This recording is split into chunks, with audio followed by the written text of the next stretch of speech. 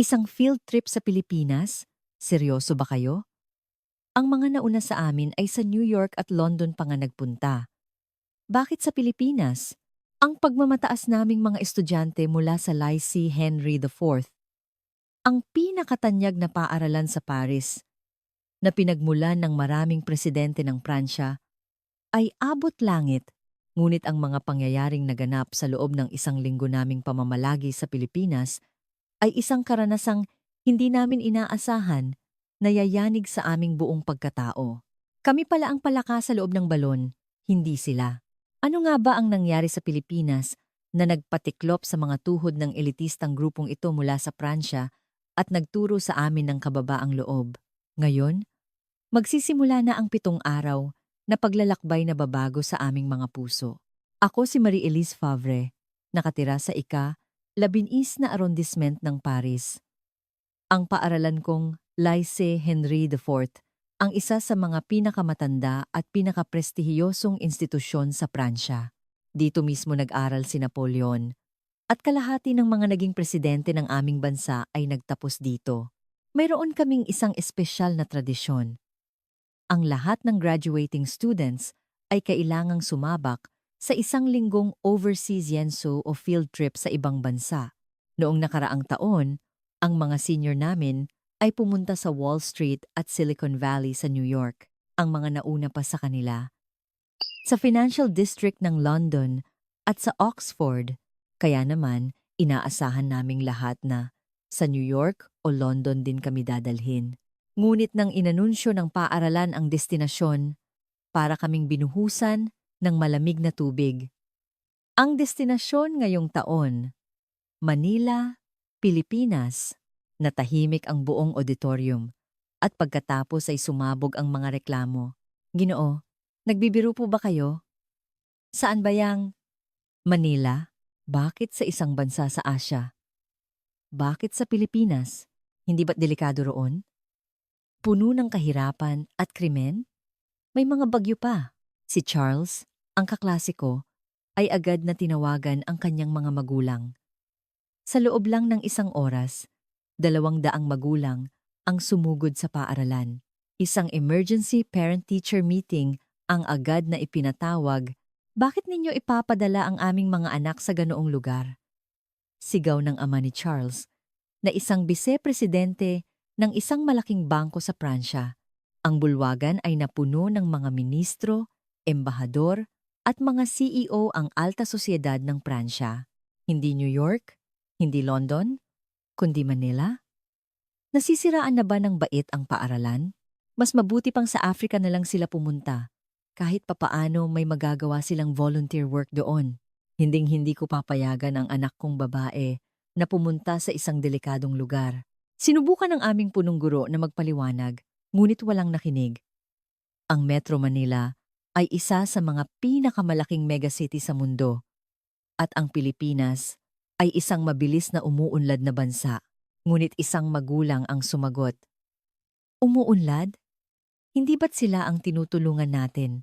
Sa kabila ng protesta ng mga magulang, hindi binawi ng paaralan ang desisyon.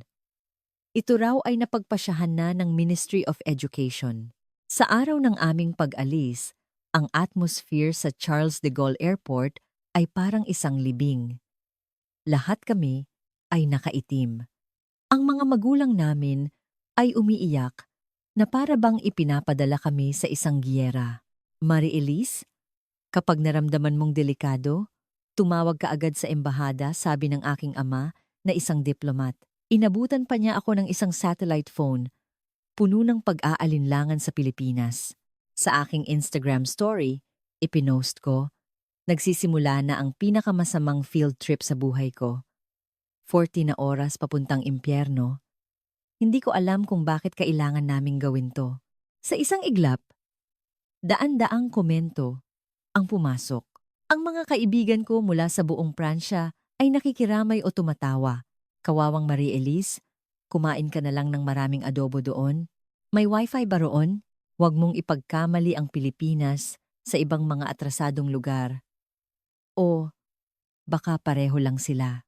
Nang lumipad na ang eroplano, uminom kami ng huling baso ng alak. Nanghina ang aming loob sa isiping isang linggo. Kaming magtitiis sa isang lugar na walang kultura at masasarap na pagkain. Napabuntong hininga ang katabi kong si Alexandre. Pagkalipas ng 14 na oras, babalik tayo sa sinaunang panahon. Tumango ako. Habang pinagmamasdan ang papalayong mga ilaw ng Paris, sinabi ko sa sarili ko, isang linggo lang. Kaya ko to. Hindi ko pa alam noon na ang naghihintay sa amin pagkalipas ng 13 na oras ay isang malaking sampal sa aming kamangmangan. Isang karanasang babago sa aming buhay magpakailanman. Teka, malamang walang disenteng salamin doon. Naisip ko, habang kinakapa ang reserba kong salamin sa bag. Dahil malabo ang aking paningin, ito ay isang pangangailangan. Ito ay isang Chanel frame na isang buwan kong hinintay mula sa isang sikat na optical shop sa Paris. Hindi ko akalain na pagkalipas ng ilang araw, ang salaming ito ang magiging sanhi ng pinakamalaking pagkamangha sa buong buhay ko. Pagdating namin sa Ninoy Aquino International Airport, ang aming inaasahan ay malayong-malayo sa aming nakita. Nang lumapag ang eroplano, pagod na pagod kaming inayos ang aming mga gamit. Ang 14 na oras na biyahe ay parang isang torture. Sa wakas, nakarating din. Magsisimula na ang isang linggong pagdurusa, bulong ng isang nasa likuran ko. Sumang-ayon ako sa aking isipan. Inaasahan ko ang isang paliparang may mga luma at sira-sirang pasilidad, magulong mga daanan at kakaibang amoy. Ngunit pagbukas ng pinto ng eroplano at pagtapak namin sa aerobridge, may naramdaman akong kakaiba. Teka, nasa Pilipinas na ba talaga tayo?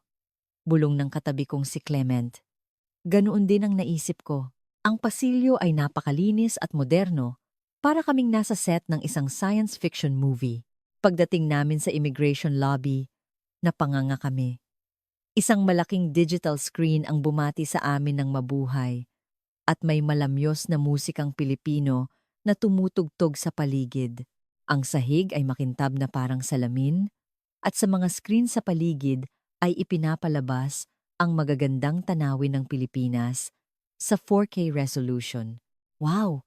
Mas maganda pa to sa Charles de Gaulle, di ba? Walang umalma. Dahil totoo iyon. Ang mas nakakagulat ay ang immigration process. Handa na sana kaming pumila ng mahaba ng isang staff ang lumapit at nagsalita sa matatas na Pranses. Bonjour! Mga mag-aaral! Para sa mga grupong turista, maaari ninyong gamitin ang automated e-gates. Automated e-gates? Nag-aalinlangan kaming sumunod at doon kami lalong namangha. Iscan lang ang pasaporte, pagkatapos ay facial recognition at sa loob ng wala pang 10 segundo, nakapasok na kami. Walang pila, walang paghihintay. Sa Paris, inaabot kami ng 2 oras sa immigration. Nakakabaliw. Posible pala to, sabi ni Alexandre habang tinitingnan ang kanyang pasaporte na may tatak na. Habang papunta kami sa baggage claim, patuloy ang aming pagkamangha sa sahig ng walkalator. May mga digital na arrow na nagtuturo ng direksyon gamit ang augmented reality, AR, technology. Tingnan nyo! May robot? Sigaw ni Charles. Isang puting robot nga ang papalapit sa amin. Magandang araw po. Mga kaibigan mula sa Pransya, may maitutulong po ba ako? Nagsalita ang robot sa perpektong Pranses. Natulala kami sa gulat. Ang inyong mga bagahe ay nasa Carousel 3. Masiyahan nawa kayo sa inyong pamamalagi sa Pilipinas. Magalang na umalis ang robot. Habang hinihintay ang mga gamit, palingalinga ako. Ang mga staff ng airport ay may hawak na tablet at may mga cleaning robot na tahimik na naglilinis ng sahig. Nang pumasok ako sa banyo, automatikong bumukas ang takip ng inidoro at lahat ay may bidet na may mainit na tubig. Ito ba ang Pilipinas na inaakala naming atrasado? Isa-isa nang naguguluhan ang aking mga kaibigan. Ito ay kabaligtaran ng aming inaasahan. Paglabas namin sa arrival gate, isang grupo ng mga kabataan ang naghihintay. Kasing edad namin sila. Mabuhay. Mga mag-aaral ng Lycée Henri IV. Welcome to the Philippines. Bati ng isang babae sa unahan na may matamis na ngiti at nagsasalita sa perpektong Pranses. Ako si Lina, isang grade 12 student mula sa Tokyo International High School, Manila Campus. Ako ang magiging partner ninyo ngayong linggo. Ang Pranses ni Lina ay napakagaling, na may perpektong tuldik at accent. Kamusta ang airport? Ang NAIA ay muling binoto bilang isa sa mga most improved airports in the world noong nakaraang taon. Most improved? Nagkatinginan kami. Ipinagmamalaki namin ang Charles de Gaulle bilang pinakamahusay sa Europa, ngunit tila isang ilusyon lang iyon. Paglabas namin ng airport, malilinis na kalsada at maayos na sistema ng trapiko ang sumalubong sa amin sa lugar na iyon. Habang naghihintay ng bus, kumuha ako ng litrato at ipinost sa Instagram. Nakarating na. Ito ba talaga ang Pilipinas? Ang airport nila, 100 beses na mas maganda kaysa sa Paris. Agad na umulan ng komento. Marie-Elise, nagbibiro ka ba? Photoshop. Yan. 'Di ba? Imposible. Ngunit simula pa lang pala ito. Ang pagkamangha namin sa loob ng bus papuntang Maynila ay higit pa. Pati ang bus ay kamangha-mangha. Bawat upuan ay may personal screen, USB charging port, at libreng Wi-Fi. School bus ba talaga to? Tanong ni Clement. Sa Pransya, kahit mga nirentahang sasakyan, ay hindi ganito kaganda, nakangiting sumagot si Lina. Oo, bus ito ng aming paaralan. Dito sa Pilipinas, karaniwan lang ang ganito para sa mga international school. Karaniwan? Napipi kami? Habang papalapit kami sa Bonifacio Global City, BGC, nakita namin ang skyline ng lungsod. Matataas na gusali, malinis na kalye, at maayos na trapiko. Malayong malayo sa inaasahan naming kaguluhan. Iyon ang tinatawag naming uptown, sabi ni Lina na may pagmamalaki. Ang mga gusali ay kumikinang sa mga dambuhalang LED lights. Pagdating namin sa kanilang eskwelahan sa BGC, muli kaming natigilan. Ang campus ay parang isang modernong museo, gawa sa salamin at bakal na may minimalist na disenyo. May malawak na damuhan at may swimming pool pa. Tingnan nyo, may pool! Sigaw ni Charles. Oo, may pool, gym, library, science laboratories, lahat. At may 3 kaming cafeteria. Sabi ni Lina, ang aming paaralan sa Pransya ay may magagandang pasilidad. Ngunit kumpara rito, mukha itong luma at kulang-kulang. Pagpasok namin sa auditorium, 200 na Pilipinong estudyante ang naghihintay. Lahat sila ay nakasuot ng maayos at magagarang uniforme. Bonjour! Bienvenue! Sabay-sabay nilang bati sa Pranses.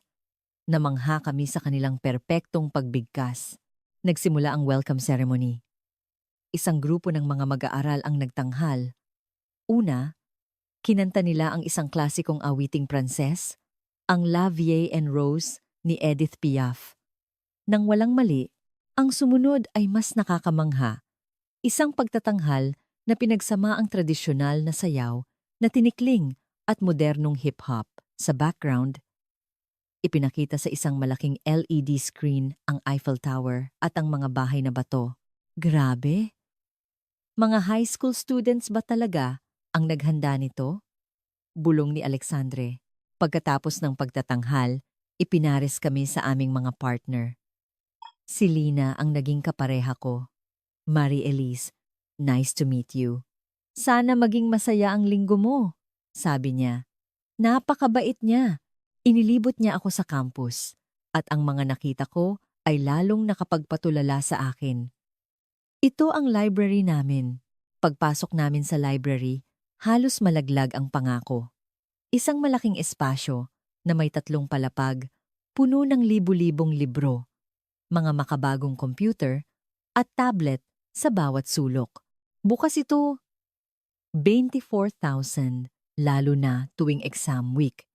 Maraming estudyante ang nag-aaral dito, magdamag. 24,007. Sa Pransya, hindi ito maiisip. Ang sumunod ay isang innovation lab kung saan ang mga estudyante ay gumagamit ng 3D printers at nakikipag-ugnayan sa mga AI-powered learning modules. Sinusuri ng AI ang learning pattern ng bawat estudyante para makapagbigay ng customized na curriculum. Mas bumibilis ang pag-aaral namin, paliwanag ni Lina. Ito ba talaga ay isang high school lang ang aming paaralan? Kahit sikat, ay gumagamit pa rin ng mga pamamaraan mula sa ika-labinbin na siglo. Pagsapit ng tanghalian, dinala kami sa cafeteria at muli kaming nagulat. Maaari kayong pumili sa pagkaing Pilipino, Western, at iba pang Asian cuisine. Lahat ay niluto ng mga professional chef. Ang kalidad ng pagkain ay napakasarap, ngunit ang mas nakakagulat ay ang presyo. Libre ba lahat to? Tanong ko. Oo, sagot lahat ng eskwelahan, kasama sa tuition fee. Sa Pransya, ang pagkain sa eskwelahan ay nagkakahalaga ng higit 200 euros bawat buwan at kilala sa hindi pagiging masarap. Habang kumakain, nakipag-usap kami sa mga Pilipinong estudyante at nalamang karamihan sa kanila ay nakakapagsalita ng 3 wika. Nagsasalita ako ng Filipino, English at Mandarin, sabi ng isa. Ako naman Spanish. Sabi ng isa pa. Naramdaman namin ang hiya. Kami, na Pranses at Ingles lang ang alam, ay tila napag-iwanan. Sa hapon, nanood kami ng isang klase sa mathematics. Ang mga estudyante ay gumagamit ng mga tablet para gumawa ng 3D models habang nagsosolve ng calculus. Ito ba ang level ng high school? Bulong ni Pierre, ang pinakamagaling sa math sa aming grupo. Ang mga problemang sinasagutan ng mga Pilipinong estudyante ay katumbas ng aming first-year university level. Ang mas nakakagulat ay ang ugali ng mga estudyante. Walang maingay, lahat ay nakikinig ng mabuti, aktibong nagtatanong, at mataas ang antas ng diskusyon. Pagkatapos ng klase, tinanong ako ni Lina, kamusta naman ang mga paaralan sa Pransya? Sa totoo lang, nahiya akong sumagot. Ang aming paaralan ay sikat lang sa pangalan, ngunit ang mga pasilidad at paraan ng pagtuturo ay napakaluma na. Mayaman sa tradisyon, ang tanging nasabi ko. Iyon lang ang maipagmamalaki namin. Pagkatapos ng klase, naghanda ang mga Pilipinong estudyante ng isang welcome party para sa amin. Ang gym ay ginawang party venue na may professional DJ equipment at mga ilaw. Mga estudyante rin ba ang naghanda nito? Oo, ang Broadcasting Club at Event Circle ang nagplano. Ang party ay parang isang panaginip. Pinatugtog ang mga K-pop, OPM, at French pop. Tinuruan kami ng mga Pilipinong estudyante ng mga sikat na sayaw. 10:00 ng gabi, natapos ang party. Habang pabalik kami sa aming tinutuluyang hotel, wala kaming masabi. Hindi ito ang Pilipinas na alam natin. Sabi ni Alexandre, mas advanced sila kaysa sa atin. Kahit si Charles ay napilitang sumang-ayon. Nang i-upload ko ang mga litrato ko sa Instagram, grabe ang reaksyon ng mga kaibigan ko sa Pransya. High school ba talaga yan sa Pilipinas? 100 beses na mas maganda pa sa school natin. Marie-Elise, diyan ka na lang tumira. Nang gabing iyon, hindi ako makatulog. Nalaman ko kung gaano kami kayabang at kung gaano kami kawalang alam. At ito ay simula pa lamang. Ang mga susunod na araw ay magdadala ng mas matitinding pagkamangha. Kinagabihan, nag-aya ang mga Pilipinong estudyante. Gusto nyo bang pumunta sa BGC High Street ngayong gabi? Maganda roon tuwing Biyernes. Sa Pransya, hindi namin maiisip na lumabas mag-isa sa gabi, lalo na ang mga babae. Paglampas ng 9:00, delikado na. Ligtas bang lumabas sa gabi? Nag-aalala kong tanong. Tumawa si Lina. Oo naman. Ligtas dito kahit hanggang madaling araw. Huwag kang mag-alala. Nag-aalinlangan kaming sumama. Pagdating namin sa BGC ng 10:00 ng gabi, mas masigla pa ang lugar kaysa sa umaga. Nakakabaliw. Ganito pala dito ng 10:00? Puno ang mga kalye ng mga taong malayang naglalakad, mga kabataan, pamilya, at kahit mga lola na masayang namimili. Tingnan nyo, may street performance. Sigaw ni Charles. Isang dance group ang nagpe-perform at maraming tao ang nanonood at pumapalakpak. Napakagaling nila. Pagkatapos, inilabas nila ang kanilang sombrero at kusa namang nagbigay ng barya ang mga tao. Imposible yan sa Paris, sabi ni Pierre. Ngunit habang naglalakad kami, isang bagay ang lalong gumulat sa amin. Isang babae ang mag-isang nagjo-jogging, lampas 11:00 na ng gabi. Tingnan niyo yung babae. Mag-isa siyang tumatakbo. Oo, normal lang yan dito, sabi ni Lina.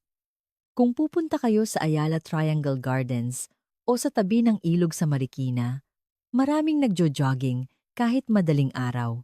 Hindi kami makapaniwala. Sa Paris, kahit sa umaga, nakakatakot mag-jogging mag-isa. Sunod, pumasok kami sa isang sikat na ramen restaurant. Puno ang lugar, ngunit ang mga staff ay magalang at mabilis na nag-aasikaso sa mga customer. 20 oras ba itong bukas? Hindi, hanggang 4:00 ng umaga. Tuwing weekend, hanggang 5:00, 4:00 ng umaga. Sa Pransya, karamihan ng mga restaurant ay nagsasara ng 10:00 ng gabi. Habang kumakain, tumingin ako sa labas. May mga pulis na nagpapatrolya, pero wala silang dalang baril. Hindi ba laging may baril ang mga pulis dito? Hindi naman, maliban na lang kung may espesyal na sitwasyon. Sa Pransya, normal na makakita ng mga pulis na may dalang assault rifles. Dito, nakikipagngitian pa sila sa mga tao. Paglabas namin sa restaurant, isa pang eksena ang gumulat sa amin. Tingnan nyo, yung mga babaeng yon, turo ni Clement sa isang grupo ng mga dalaga. Naka-miniskirt sila at naka-full makeup, nagtatawanan habang naglalakad. Walang nambabasto sa kanila. Imposible yan sa Pransya, sabi ni Charles. Sa Paris, kapag nag-ayos ka ng maganda sa gabi, siguradong may mambabastos sa'yo. Pagkatapos, dinala kami ni Lina sa isang convenience store. Ang mga convenience store sa Pilipinas ay parang isang himala sa loob. Para itong isang maliit na supermarket. May mga ready-to-eat meals, kanin, sandwich, gamit sa bahay, makeup, at kahit damit na panloob. Tingnan nyo, may alak, sabi ni Alexandre. Mayroon ding ilang bote ng French wine. Dito, pwede ka ring magpadala ng package at magbayad ng bills. Ang mga bagay na kailangan mong gawin sa iba't ibang lugar sa Pransya ay magagawa mo lahat sa isang convenience store. Pati sa pagbabayad, namangha kami. Ang cashier ay nagsalita sa matatas na Ingles. Maraming cashier dito ang marunong mag-Ingles dahil sa mga turista, sabi ni Lina. Sa Pransya, kahit mga regular na empleyado ay hirap mag-Ingles. Paglabas namin, malapit ng maghating gabi. Pero buhay na buhay pa rin ang syudad. Tingnan nyo, yung mga delivery rider. 10-10 motorsiklo ang abala sa paghahatid ng pagkain. Dito, kahit 3:00 ng madaling araw, pwede kang umorder ng mainit na Jollibee. 3:00 ng madaling araw?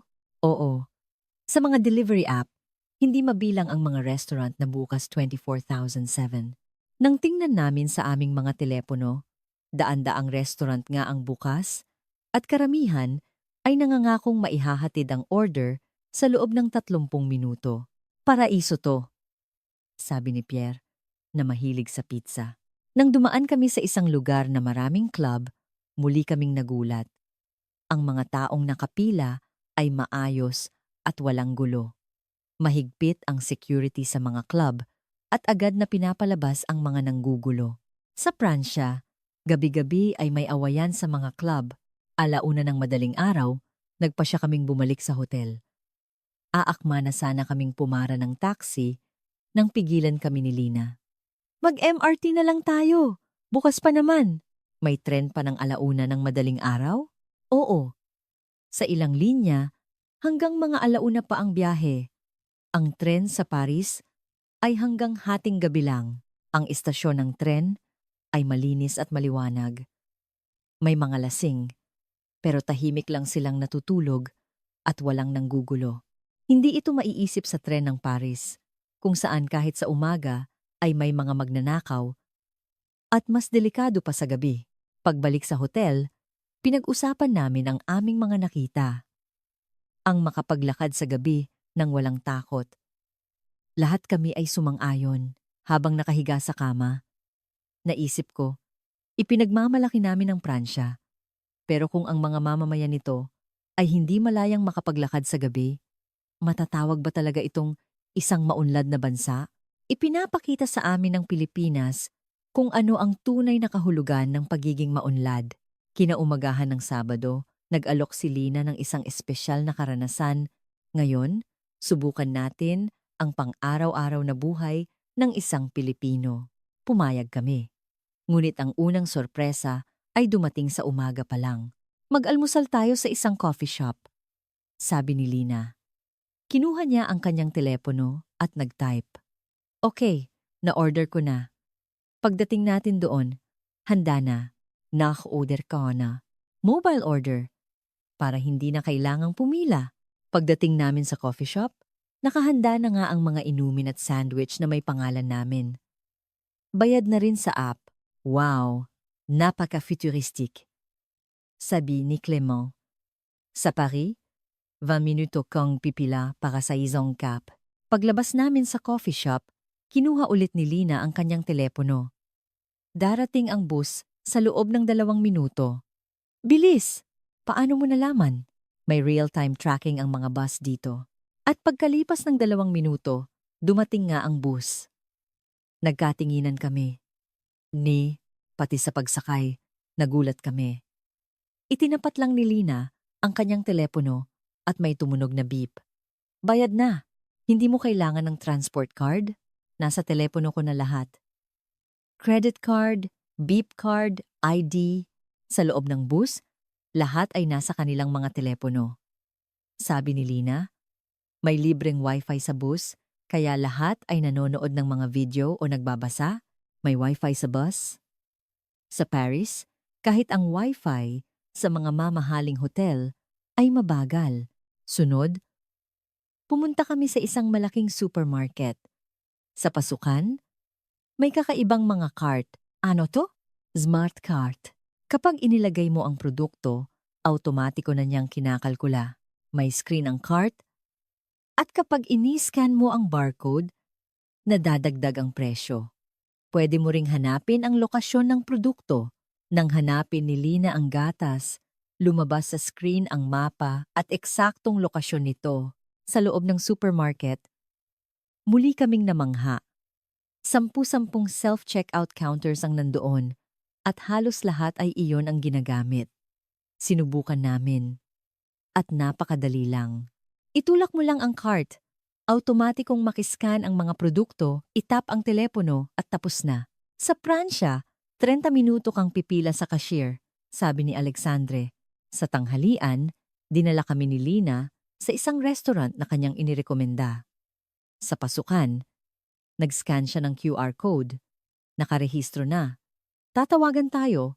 Pagkalipas ng 20 minuto, hindi kailangang pumila? Hindi. Pwede tayong mamasyal muna.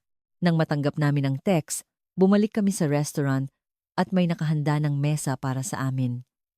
Pati ang menu ay kakaiba. Nasa isang tablet. Kapag pinindot mo ang litrato ng pagkain, lalabas ang detalye at allergy information. Wow! May French menu? Oo! Mayroon kaming menu sa 10 wika. Ang pag-order at pagbabayad ay sa tablet lang. Hindi na kailangang tawagin ang waiter. Pagkatapos kumain, biglang sumakit ang ulo ni Charles. Kaya pumunta kami sa ospital. Bukas ba ang ospital kahit Sabado? Ang emergency ay 24/7 at maraming klinika ang bukas tuwing weekend. Pagdating sa ospital, muli kaming nagulat. Sa isang automated kiosk, inilagay namin ang mga sintomas. At tapos na ang registration. Estimated waiting time, 15 minutes, laban 5 minutes. Sa emergency room sa Paris, 4 oras ang pinakamaikling paghihintay. At totoo nga, pagkalipas ng 15 minuto, tinawag na si Charles. Ang doktor ay magalang na nagpaliwanag sa Ingles at nagreseta ng gamot. Magkano lahat? 2,000. Emega 35 euros. 35 euros?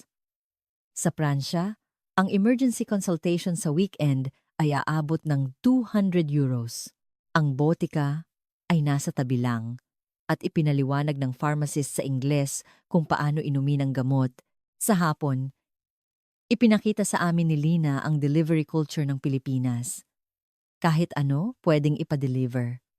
Pagkain, groceries, kahit isang bagay lang mula sa convenience store. Nag-order si Lina ng ice cream. Estimated arrival, 12 minutes. 12 minutes?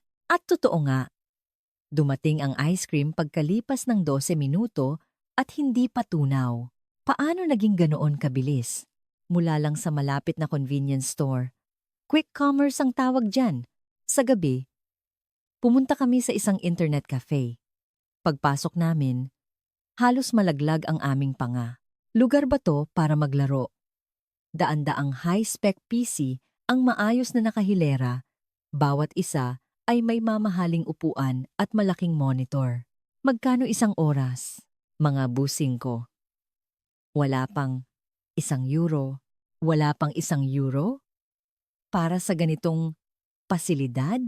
At ang mas nakakagulat, pwede kang umorder ng pagkain mula sa iyong upuan at ihahatid ito sa'yo. Lahat dito sa Pilipinas ay digitalized, sabi ni Pierre. Sa huli, ipinakita sa amin ni Lina ang isang unmanned convenience store. Walang empleyado. Pero bukas, 24/50. Facial recognition para makapasok, kunin ang gusto mo, at automatikong mababawas sa account mo. Paano kung may magnakaw? Puno ng CCTV at AI. Halos zero ang crime rate dito. Habang pabalik kami sa hotel, tahimik kaming lahat. Ito ang pang-araw-araw na buhay nila, sabi ni Charles. Pakiramdam ko, nabubuhay pa rin tayo sa 20th century. Sumang-ayon kaming lahat. Isinulat ko sa aking diary. Ang nakita ko ngayon ay hindi lang teknolohiya, kundi isang sistema ng lipunan na nakasentro sa kaginhawahan ng mga mamamayan. Sa Pransya, lagi nating ginagawang dahilan ang tradisyon para tiisin ang hirap. Bukas, pupunta kami sa Manila Bay. May sorpresa raw si Lina. Anong pagkamanghana naman kaya ang naghihintay sa amin? Linggo ng gabi, pumunta kami sa gilid ng Manila Bay. May espesyal na event daw, sabi ni Lina. Isang drone light show. Madalas itong gawin dito at napakaganda. Pagdating namin sa parke, marami ng tao. Mga pamilya, magkasintahan, magkakaibigan, parang isang pista. Maraming nakalatag ng banig at nagpipiknik. May kumakain ng lechon manok, may nagbibisikleta. Tingnan nyo, may convenience store. Sa tabi ng dagat, may convenience store. Maraming banyo na malinis. Naglatag din kami ng banig. Nag-order si Lina ng pizza gamit ang kanyang telepono. Kultura na rito ang kumain habang pinapanood ang sunset. Idine-deliver nila hanggang dito? Oo. Ipin mo lang ang location mo. Hahanapin ka ng rider. Pagkalipas ng 20 minuto, isang rider ang dumating dala ang mainit na pizza at malamig na soft drinks. Paraiso to, sabi ni Alexandre. Sa tabi ng Seine River sa Paris, hindi mo maiisip ang ganitong eksena dahil sa basura at mga taong grasa. Nang lumubog ang araw, bumungad ang napakagandang tanawin ng Manila. Ang mga tulay ay may mga LED lights. At kumikinang ang mga gusali. Wow! Ang ganda, sabi ni Charles. Maganda rin ang gabi sa Paris. Pero may buhay at sigla ang gabi sa Maynila. Sa wakas, nagsimula na ang drone show. Daan-daang drone ang lumipad at bumuo ng iba't ibang hugis. Tingnan nyo! Ang Eiffel Tower. Isang perpektong Eiffel Tower ang binuo ng mga drone.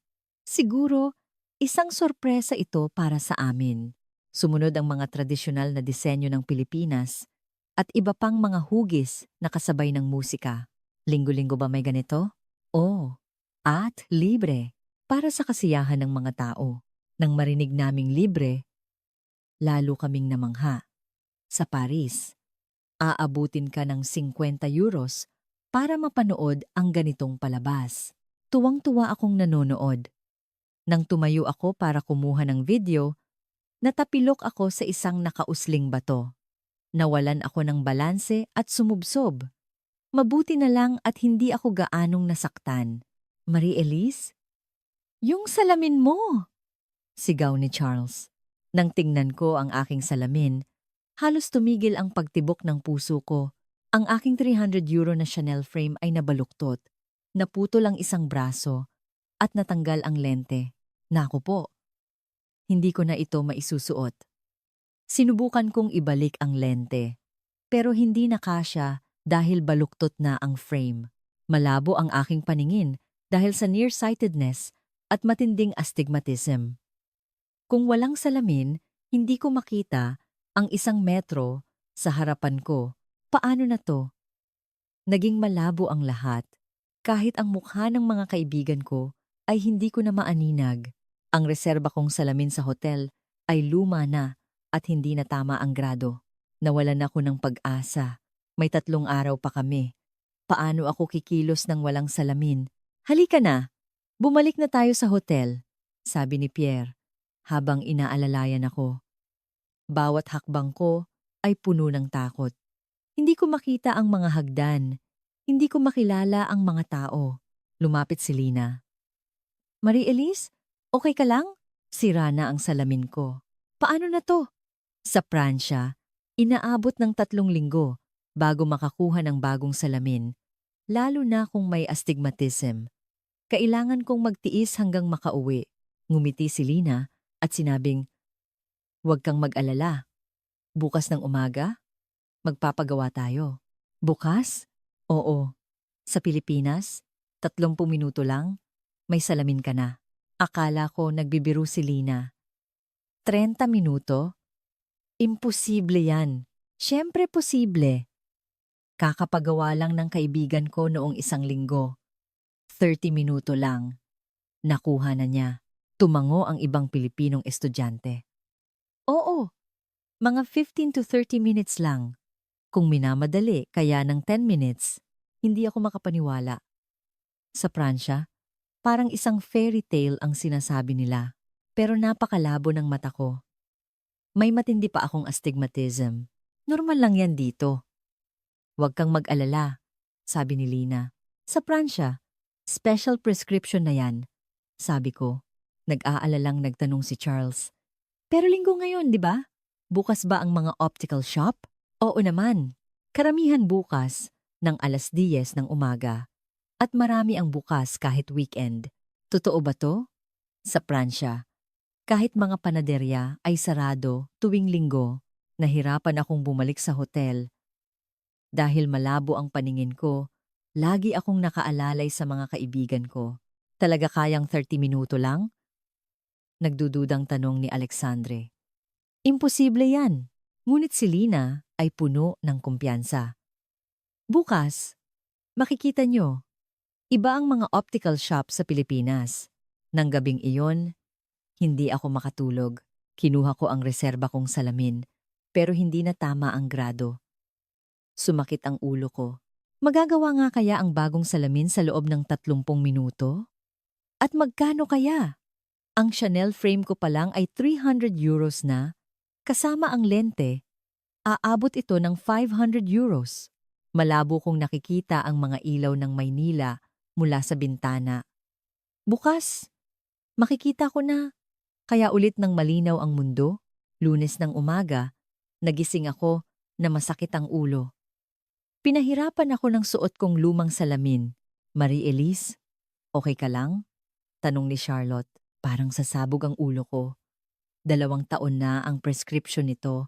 Kahit sa almusal, hirap akong makita ang pagkain. 9:00, dumating si Lina sa lobby. Handa ka na bang pumunta sa optical shop? Sigurado ka ba talaga? 30 minuto lang? Tanong ko ulit. Ngumiti si Lina. May alam akong suking shop. Malapit sa isang mall. Magaling sila.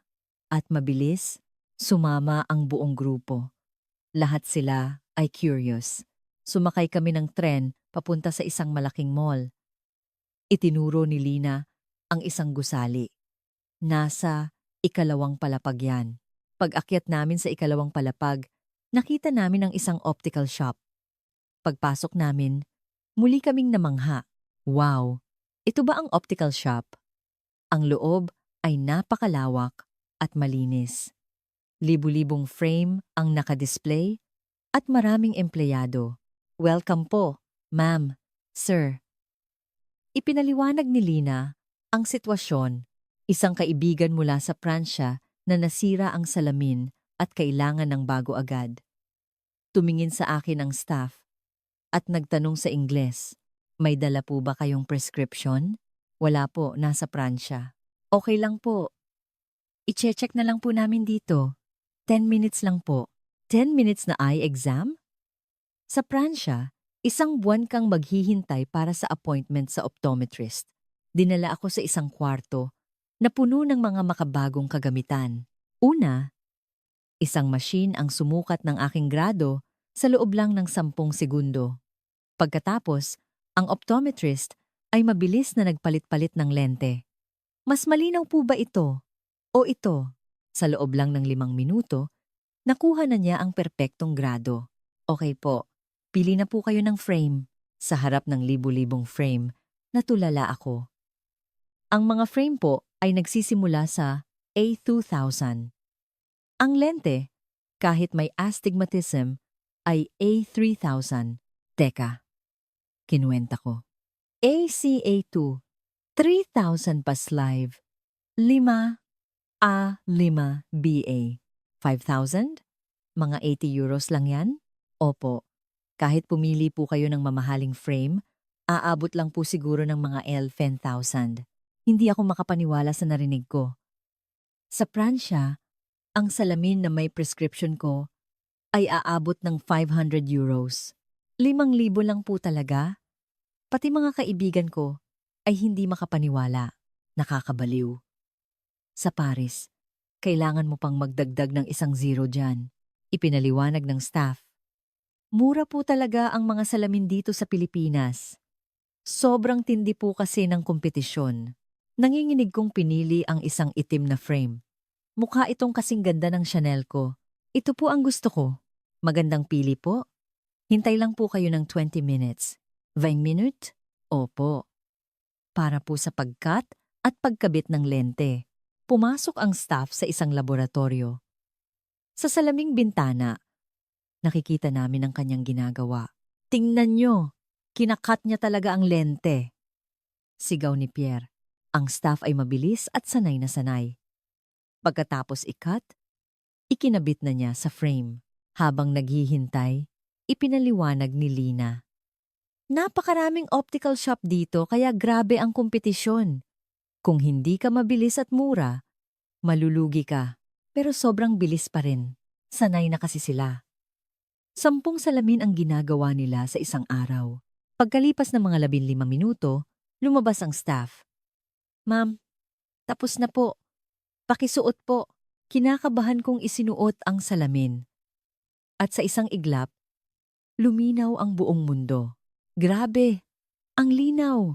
Ang mukha ng mga kaibigan ko, ang mga tanawin sa labas, ang maliliit na letra lahat ay perpekto.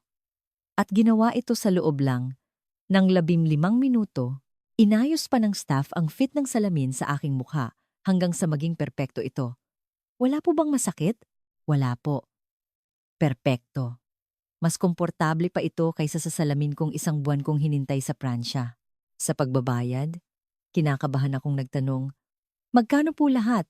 Frame for 2,000, 500, lente 3,000. May student discount po kayo? Naru 500. Total po, 5? 0. May student discount pa? Opo, pakita lang po ng student ID. Hindi pa rin ako makapaniwala. Ah, ah, 5,000 lang po talaga? Walang hidden charges? Opo, yun na po lahat. Libre na po ang case at pamunas. Nanginginig kong inabot ang aking credit card. I'm libang lang mga €80 ang nabawas. Lumapit ang mga kaibigan ko. Marie Elise, malinaw ba talaga? Oo, perpekto. Labang 5 minuto lang? Sa halagang €80? Hindi makapaniwala ang kanilang mga mukha. Biglang nagsalita si Alexandre. Gusto ko ring magpagawa. Ako rin. Ako rin. Biglang nagbago ang ihip ng hangin. Lahat ay gustong magpagawa ng salamin. Medyo nataranta ang staff. Lahat po kayo magpapagawa? Opo. Pwede po ba? Siyempre po. Pero paisa-isa lang po at nagsimulang pumila ang lahat ng aking mga kasamang may salamin. Ngumiti si Lina. Ito ang Pilipinas. Mabilis, dekalidad, at abot kaya. Suot ang bago kong salamin. Tumingin ako sa labas. Malinaw kong nakikita ang mga gusali ng siyudad. Totoo ba to? Ang mga bagay na imposible sa Pransya ay pang-araw-araw lang dito. At ito ay simula pa lamang. Nang lumabas ako suot ang perpekto kong bagong salamin, pinalibutan ako ng mga kaibigan ko. 15 minuto lang talaga? Tingnan niyo ang lente, ang nipis. Oo nga. Sa Pransya, kung ganyan ang grado mo, kasing kapal na ng bote ng Coke yan. Ipinaliwanag ng staff. High index lens po kasi ang gamit namin. 1. An is 67 po ang index, kaya manipis. Kasama na po yan sa basic price. Noon din, tinanggal ni Alexandre ang kanyang salamin. Pwede ba akong magpagawa ngayon na, syempre po, at nagsimula ang pangalawang eye exam. Pagkalipas ng 10 minuto, tapos na si Alexandre. Noon, itinaas ni Charlotte ang kanyang telepono. Guys, pwede ba akong mag-Instagram live?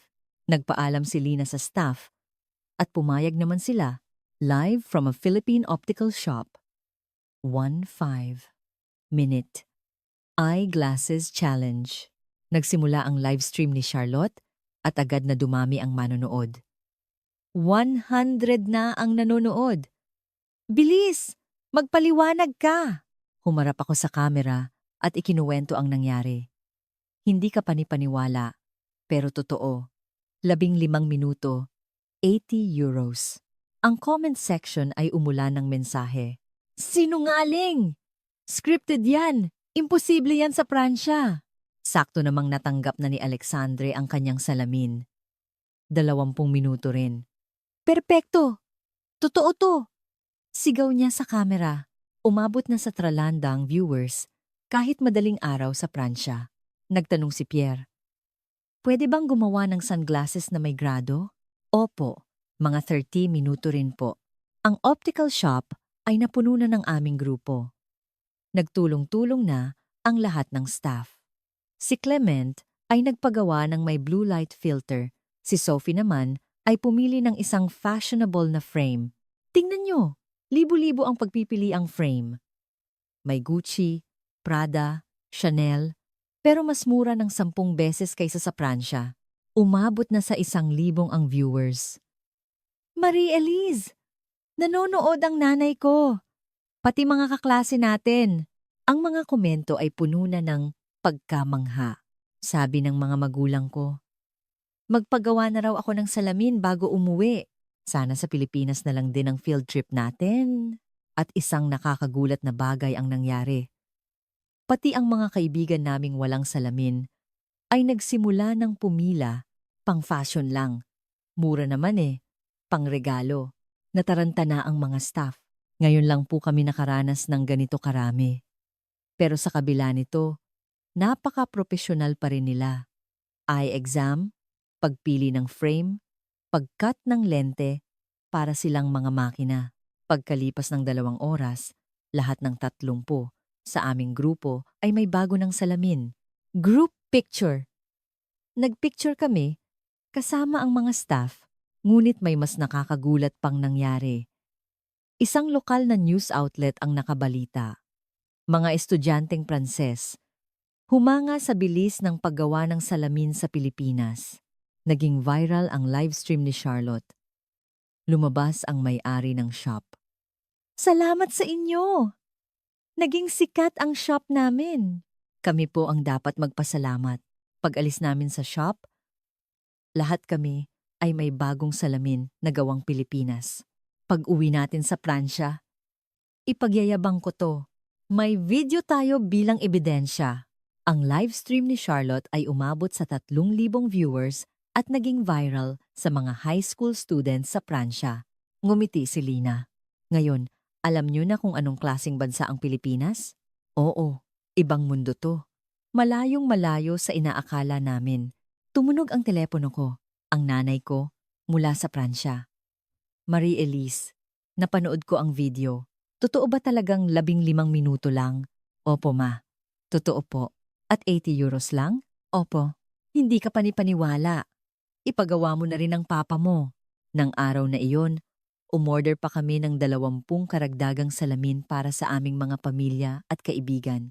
Habang paalis, naisip ko, ang Pilipinas ay hindi lang isang bansang may advanced na teknolohiya, kundi isang bansa kung saan ang lahat ay kayang tamasahin ang teknolohiyang iyon ng mabilis at mura. Ito ang tunay na kahulugan ng pagiging maunlad. Ngunit hindi pa rito nagtatapos ang aming kwento. Kinaumagahan, nagkagulo sa lobby ng aming hotel. Marie-Elise, lagot! Tumatakbong sabi ni Charlotte. Lahat ng estudyante ng paaralan natin, papunta rito. Sa group chat ng aming eskwelahan, sumabog ang mga mensahe. Papunta na kami. Magpapagawa kami ng salamin. Ako rin. Ang kwento ng aming salamin ay kumalat na sa buong paaralan. Totoo ba talagang 80 euros lang? 15 minuto lang? Sa isang iglap? Mahigit 50 estudyante na ang nagtipon. Pumunta kami sa optical shop at natigilan ang mga staff. Kayo po yung kahapon. Diba? Opo.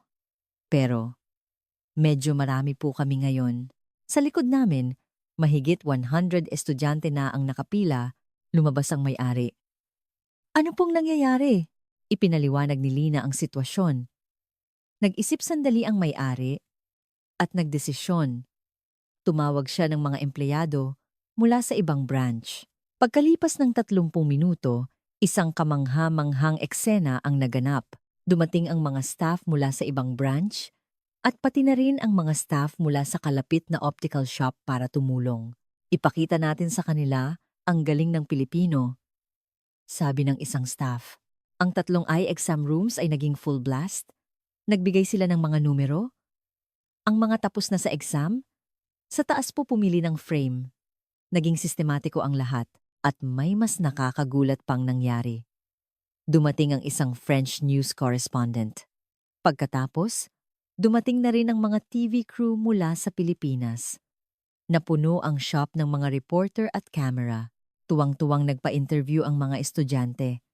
Sa Pransya, 3 linggo. Dito, 15 minuto. Ang presyo, 1,010 lang. Mabuhay ang Pilipinas! Tinanong ako ng isang French reporter. Ano sa tingin mo ang sikreto ng Pilipinas? Sumagot ako. Kompetisyon, innovation, at isang pusong tunay na naglilingkod sa customer. Tuloy-tuloy ang paggawa ng salamin. Bawat 15 minuto, may bagong salamin na natatapos. Pagsapit ng tanghalian, may dumating na delivery ng pizza. Ang may-ari ng shop ang umorder para sa lahat ng estudyante. Gutom na siguro kayo. Kain muna kayo. Wow! Salamat po. 6:00 ng gabi, lahat ng 150 estudyante ay may bago ng salamin. Nang matanggap ng huling estudyante ang kanyang salamin, nagpalakpakan ang lahat. Pagod na ang mga staff, pero puno ng pagmamalaki ang kanilang mga muka. Nang gabing iyon, laman ng balita sa Pransya ang aming kuwento. Pagkamangha ng mga estudyante ng prestisiyosong paaralan sa teknolohiya ng salamin sa Pilipinas.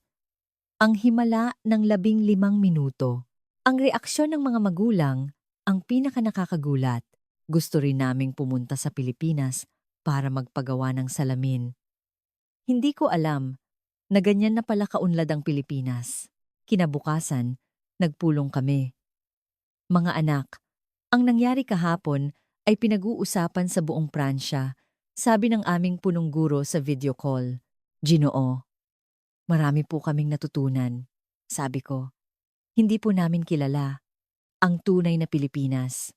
Masyado po kaming ignorante. Ang 20 oras na convenience stores, ang mabilis na delivery, ang ligtas na mga kalsada sa gabi, ito po ang tunay na kalidad ng buhay, sabi ng isa pa. Ang teknolohiya ay para sa lahat, hindi lang para sa mayayaman.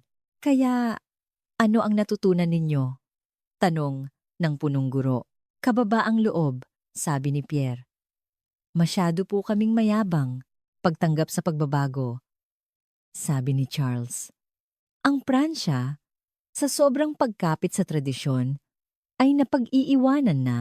Sa huli, nagsalita ako. Nalaman ko po kung ano ang tunay na maunlad na bansa. Hindi ito sa GDP o kasaysayan, kundi sa kung gaano kaginhawa at kaligtas ang buhay ng mga mamamayan nito, tumango ang aming punong guro. Magaling. Iyan ang dahilan kung bakit pinili ng Ministry of Education ang Pilipinas. Alam namin kung gaano na sila kaunlad.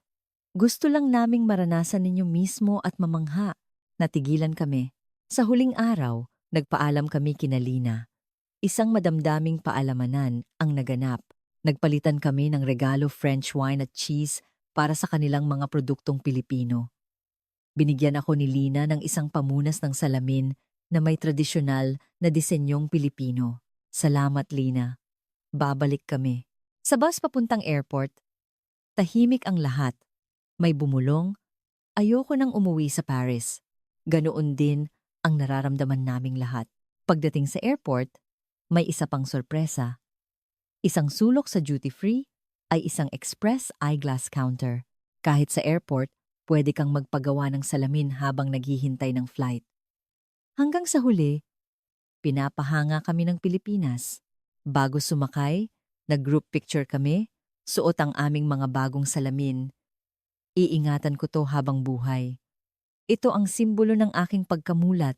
Habang papalayo ang eroplano, pinagmasdan ko ang mga ilaw ng Maynila. Paalam! Pilipinas! Babalik ako. Pagbalik sa Paris, nagbago na kami. Paglabas pa lang sa airport, naramdaman namin kung gaano kaluma at kahirap ang sistema sa amin. Sira ang elevator, walang wifi, madumi ang banyo. Nagdesisyon akong mag-aral sa Pilipinas. Gusto kong matuto pa sa bansang nagturo sa akin kung ano ang tunay na kaunlaran. 6 na buwan ang lumipas, may maliliit na pagbabagong nagaganap sa Pransya. Dahil sa Philippine Eyeglass Incident, nagkaroon na ng 24,000 pitong convenience store sa aming lungsod. Isa pa lang, pero simula na ito. Sinusubukan na ring pabilisin ng ilang optical shop ang kanilang serbisyo. Sa aming paaralan, dumami ng 10 beses ang nag-enroll sa Filipino language class. Mahigit 50 na ang gustong mag-aral sa mga unibersidad sa Pilipinas. Natanggap ako sa isang unibersidad sa Maynila. Ngayong Taglagas, magsisimula na ang bago kong buhay doon. Si Charles ay nag-apply bilang intern sa isang malaking kumpanya sa Pilipinas. Ang dating mayabang na Parents Association ay naging isang grupo na nag-aaral sa sistema ng edukasyon ng Pilipinas. Kailangan nating matuto sa kanila. Kung hindi, maiiwanan tayo ng tuluyan. Pero ang pinakamalaking pagbabago ay nangyari sa aming mga sarili. Ang pagmamataas ay napalitan ng kababaang loob. Ang prejudice ay napalitan ng bukas na isipan. Noong 1 linggo, nakatanggap ako ng mensahe mula kay Lina. Ate, see you this fall. Ililibre kita sa masasarap na kainan. Sumagot ako. Oo, at sa pagkakataong ito, bilang isang estudyante, mas lalo kong kikilalanin ang Pilipinas. Maganda pa rin ang kalangitan ng Paris, ngunit iba na ang aking pananaw. Malawak ang mundo. At marami pa tayong dapat matutunan. At ang pinakamahalaga sa lahat, ang isang tunay na maunlad na bansa ay umiiral para sa kanyang mga mamamayan. Ito ang pinakadakilang aral na itinuro sa akin ng Pilipinas